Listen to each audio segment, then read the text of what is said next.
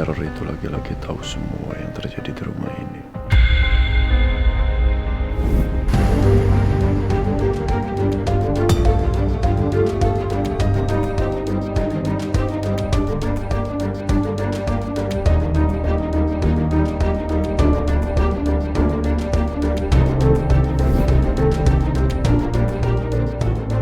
Di tengah jalan tadi gue ngeliat security lo ini karena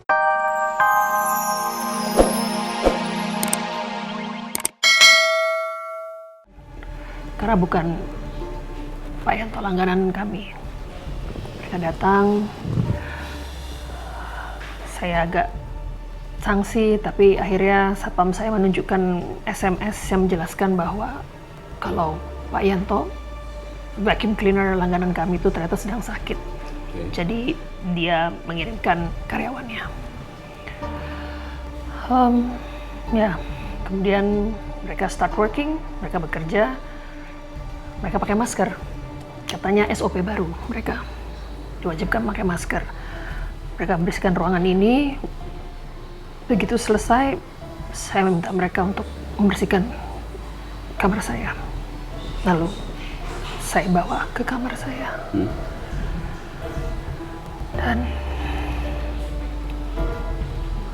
that was when itulah kejadian itu terjadi. Saya disekap di kamar.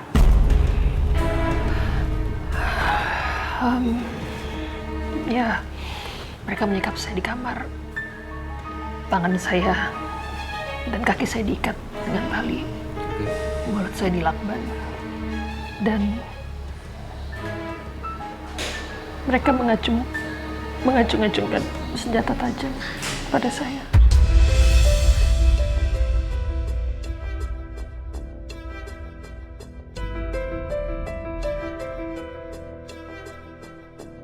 Senjata tajam.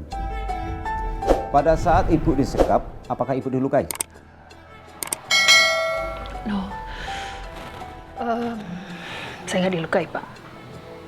Saya yakin mungkin maksud dan tujuan mereka hanya untuk menakut-nakuti saya. Dan mereka berhasil. Karena saya takut sekali.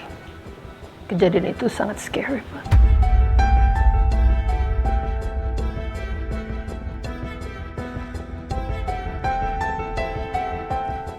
Oke. Pak Al, mohon maaf, apakah di rumah ini ada rekaman CCTV? ada. Saya sudah mengecek semua rekaman CCTV di semua kamera. Dan sayangnya wajah pelaku nggak terlihat. Mereka menggunakan masker. Tapi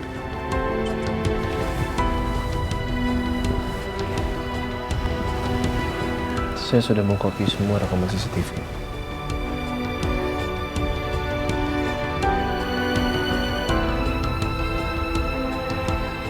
Rekaman CCTV ini akan kami bawa ke kantor guna dilakukan penyelidikan dan lanjut. Pak Dudi, tolong disimpan. Siap. Ya, saya sangat minta tolong ya, Pak. Tolong temukan pelakunya.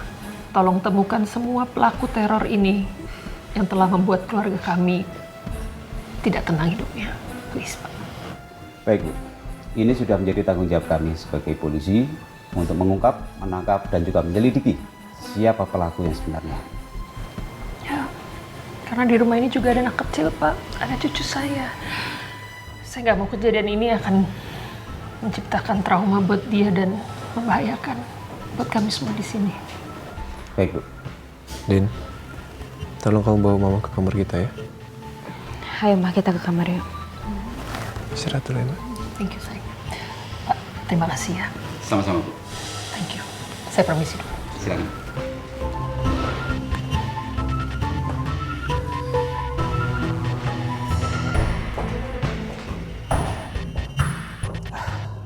Pak Al, mohon maaf. Kami mau melakukan olah TKP di kamar Bu Rosa. Saya temani.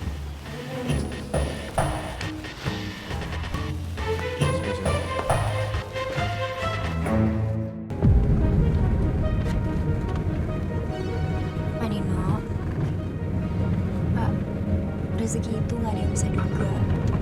Siapa tahu aja Bapak tiba-tiba dapat donor, nggak harus nunggu selama itu. Sekarang kan yang terpenting, Bapak ikhlas menjalani rencana operasinya.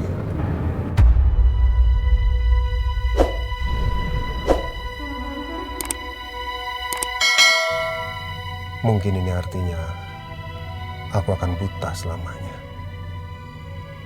Mungkin juga ini sebagai hukuman aku atas perbuatan aku di masa lalu. Salah gue juga sih. Gue bermaksud baik ngasih semangat ke Panino. Tapi mungkin jadinya terlalu kasih harapan ke Panino untuk segera dioperasi. Panino jadi sedih deh.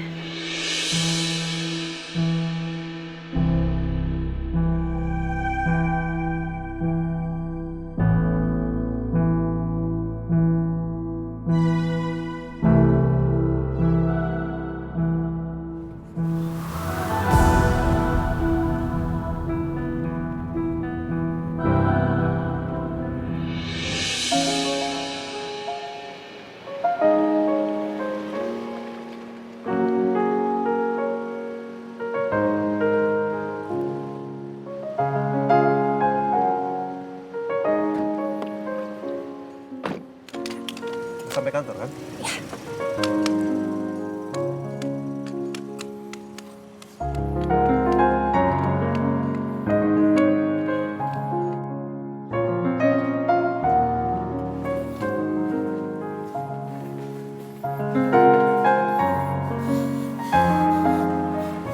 Kok ini kamu mau saya kemana? Ini ruangannya bukan bau kantor, kayak bau aroma makanan. Saya bawa Bapak ke kafe. Kenapa bawa ke kafe? Kita kan harus ke kantor. Pak, saya tuh gak enak loh sama Bapak. Saya tahu Bapak sedih, Bapak kecewa karena ide saya bawa Bapak ke Jakarta Hospital. Makanya saya ajak ke sini biar kita bisa pesen makan dessert yang enak-enak. Duduk ya, Pak. Ayo duduk dulu, Pak.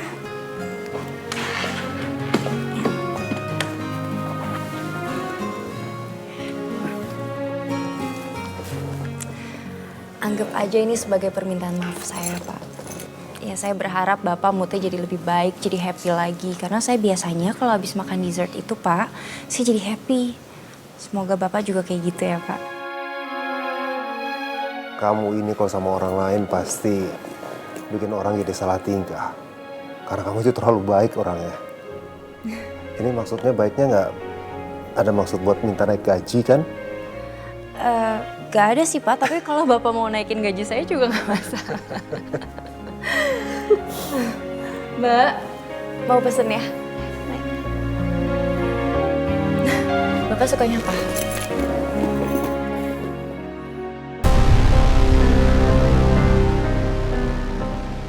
Peneror itu lagi-lagi tahu semua yang terjadi di rumah ini.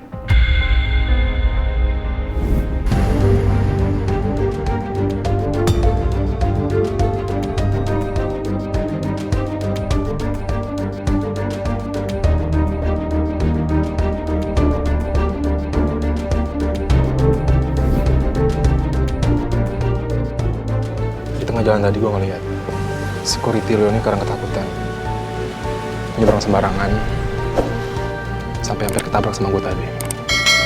Gue jadi curiga kan, terus gue ikutin dia. Terus ternyata dia pergi ke tempat yang tertutup dan sepi gitu. Di sana gue ngeliat dia digebukin sama orang-orang, dan sepertinya orang-orang itu orang-orang yang meneror lo.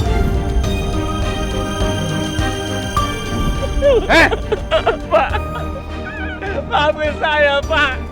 Saya ngaku salah. Ampuni saya, Pak. Berdiri. Iya, Pak.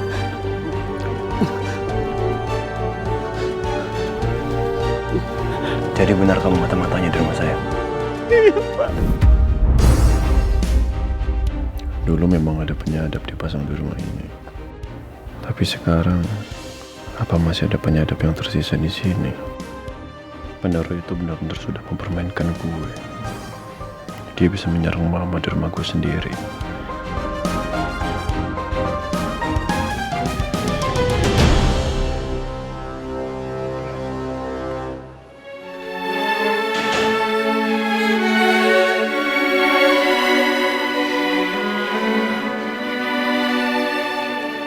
Kamu apa-apa, Mas. Kayak saya nggak apa-apa. Kondisi mama gimana? Mama sekarang udah jauh lebih tenang. Mama lagi istirahat di kamar kita. Kamar Mama juga tadi udah dibersihin kok sama Kiki. Kamu tolong kasih tahu mama. Malam ini biar tidur di kamar Rena dulu aja. Saya takut mama masih trauma kalau tidur sendirian di kamarnya. Nanti minta tolong sama Mirna juga suruh tidur di kamar Rena biar jagain mama. Iya.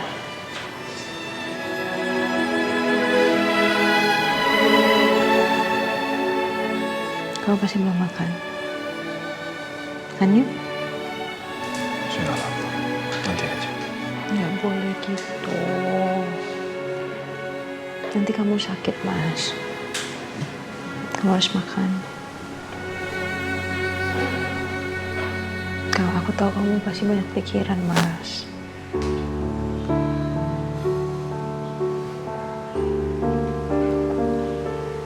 Nih. Kamu aja, saya di sini. Kenapa sih ceritanya sama aku? Kamu kenapa? Jangan nanggung sendirian. Saya merasa bodoh aja, Nen. Bahkan di rumah saya sendiri, saya nggak bisa jaga mama saya. Di rumah sendiri, mama masih nggak aman. Kita semua nggak aman.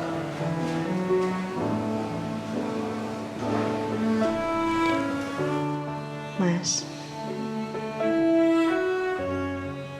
badai seperti ini kan udah sering kita laluin, Mas. Itu aja bisa reda. Aku yakin badai ini pasti akan bisa reda juga, Mas. Kita tinggal tunggu waktunya aja yang tepat. Kapan waktu yang tepat? Sampai semuanya terluka. Ya. Sampai sekarang pun, untuk melakukan tindakan ke depan aja saya belum bisa memutuskan. Tapi aku yakin, Mas, apapun keputusan kamu itu adalah keputusan yang tepat untuk keluarga ini.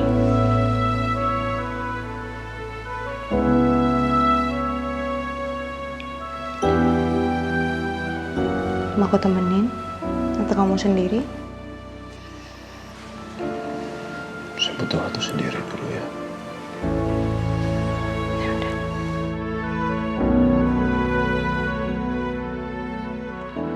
Aku bawain makanan buat Mas Al. Aku takut Mas Al sakit.